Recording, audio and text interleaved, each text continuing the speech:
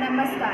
आम्ही विद्यार्थिनी रामचंद्र म्हात्रे विद्यालय and junior college of arts science commerce इथे 12वीमध्ये सायन्समध्ये शिक्षण घेत आहोत. आम्ही विकसित भारत बिल्ढाथॉन 2025 आत्मनिर्भर भारत या थीममध्ये सहभाग घेतला आहे आणि त्या थीम अनुसार आम्ही शेतकऱ्यांसाठी एक असा मंच तयार केला जिथे शेतकरी आणि गिराईक डायरेक्ट संवाद साधू शकतो.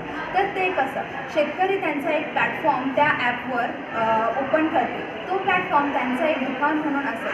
त्या दुकानावर किंवा त्या प्लॅटफॉर्मवर शेतकरी त्यांचं धान्य किंवा अनेक प्रोडक्ट्स असतील ते त्या प्लॅटफॉर्मवर ते टाकतील आणि गिराईक डायरेक्ट त्या प्लॅटफॉर्मवरून खरेदी करू शकतील. तर ते का, शेतकऱ्यांना विक्री करण्यात खूप समस्या येतात. त्याच्यात अनेक खुले व्यापारी असतात, ते येतात आणि त्यांच्याकडून स्वस्त भावात माल घेऊन जातात. त्यामुळे काय होतं, तो माल आपल्यापर्यंत पोचतपर्यंत त्याची महागाई एवढी वाढलेली असते की खूपच.